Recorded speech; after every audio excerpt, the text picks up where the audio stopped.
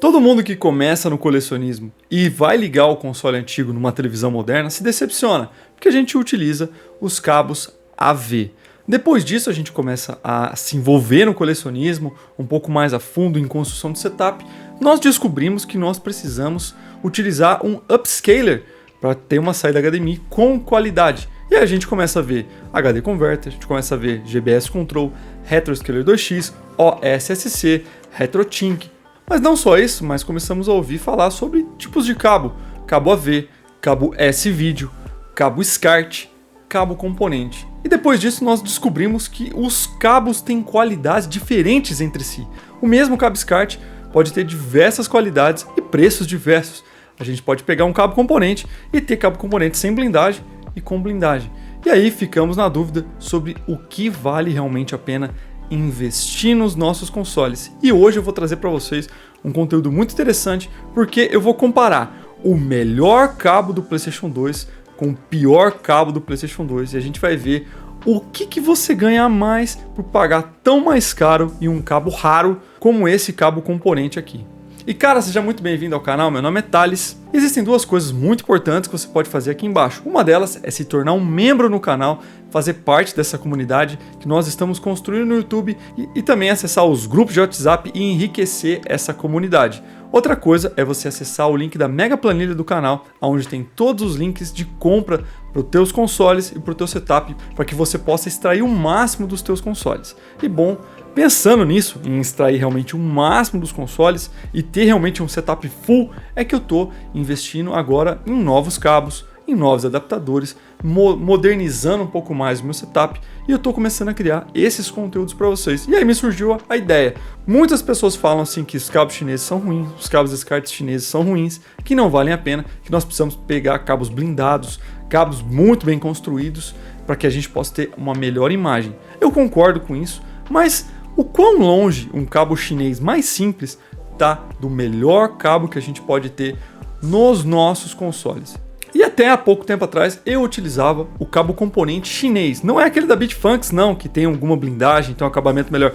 Eu utilizava o mais chinfrim de todos e eu já gostava da qualidade que ele tinha.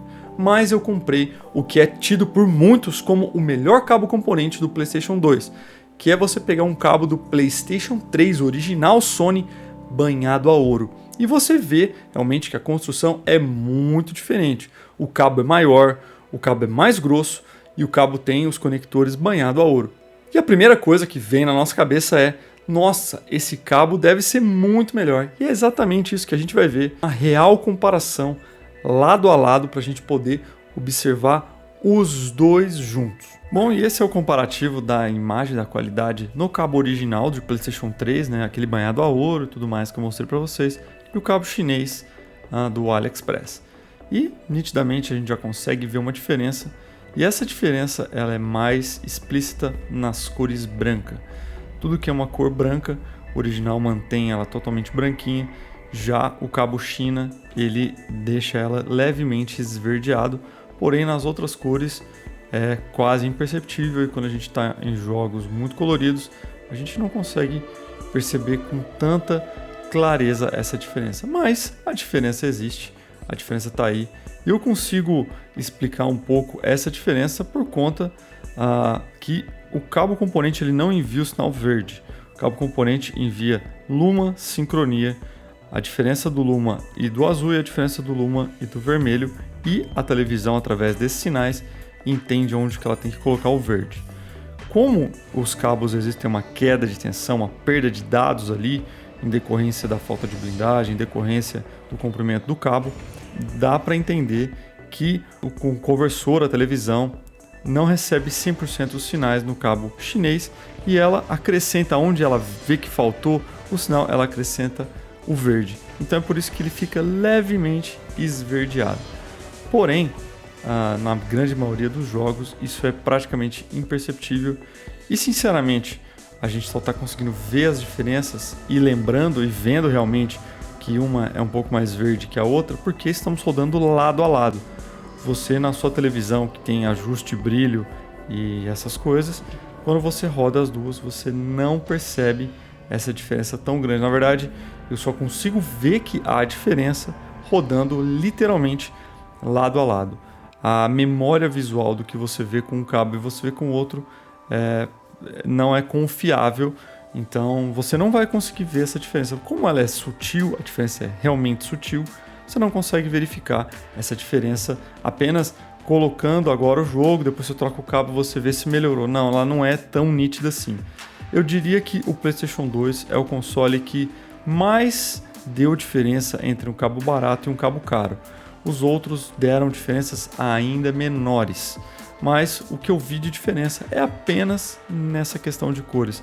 A qualidade do pixel, a definição, o contraste se manteve igual. A diferença é que o cabo original ele é, vamos dizer assim, cores mais fiéis, uma cor mais clara, o branco é realmente mais branco, enquanto no cabo chinês a cor é um pouco esverdeada, o branco é um pouco esverdeado.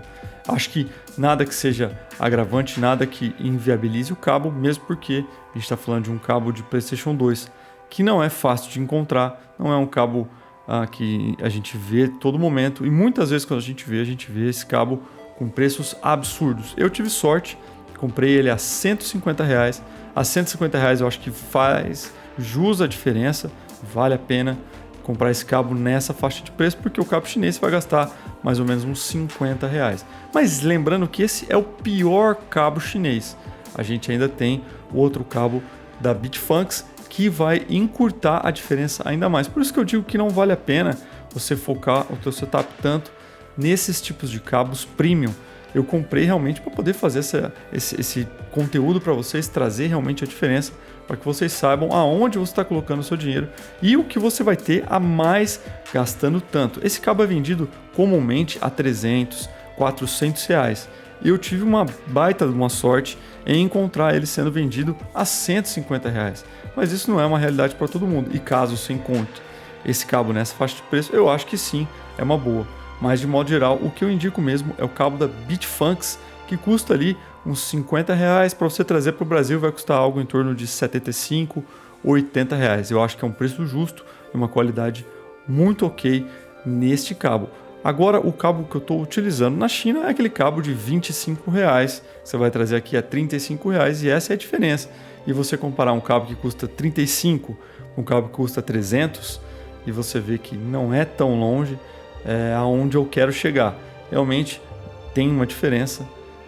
Em consoles, que nem agora a gente está vendo uma imagem mais clara, a diferença vai ser um pouco maior, mas quando você está numa televisão realmente e você está rodando, você não percebe problema de renderização, interferência nem nada, é somente essa película esverdeada que você vê na tela, sendo essa a maior diferença ou talvez a única diferença entre os dois cabos. Em uma análise geral sobre esses cabos, a gente viu que eles são muito próximos, mas eu entendo que chega um momento no setup que a gente quer extrair o melhor, e realmente você consegue um golinho a mais, nada a mais, e para algumas pessoas isso vai fazer muita diferença, mas para a grande maioria é praticamente a mesma coisa. Eu não vejo sentido em você gastar tanto nisso. Eu acho que vale muito mais a pena você ir criando o seu setup, melhorando, por exemplo, a sua televisão, melhorando, por exemplo, o seu sistema de som, melhorando o teu upscaler. E depois que você fechou, você já está com tudo bom, aí você começa a trocar os cabos. Não vale a pena você estar com o seu RetroScaler 2X e você trocar o cabo.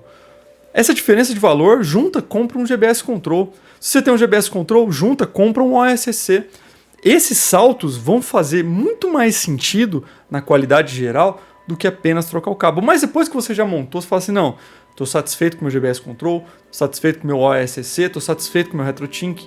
Agora sim, você pode pensar em trocar o cabo para você ter um pouco a mais. Essas compras, na minha opinião, são mais para pessoas entusiastas. Outras pessoas podem pensar assim, mas Thales, eu tenho muita interferência no meu setup, ele passa o cabo de força com vídeo, com tudo misturado, fonte, não sei o que, vai dar alguma interferência. Cara, essas interferências dificilmente vão atingir o cabo.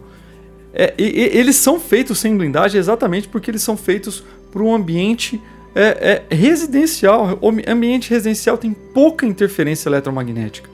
Pouca interferência. Olha a quantidade de consoles que eu tenho aqui e eu não percebo nos cabos interferência eletromagnética. É pouquíssima interferência que esses cabos podem adquirir. E mesmo o cabo chinês pega pouquíssima interferência eletromagnética. Você precisa dar zoom na tela para você ver as interferências eletromagnéticas ali no sinal.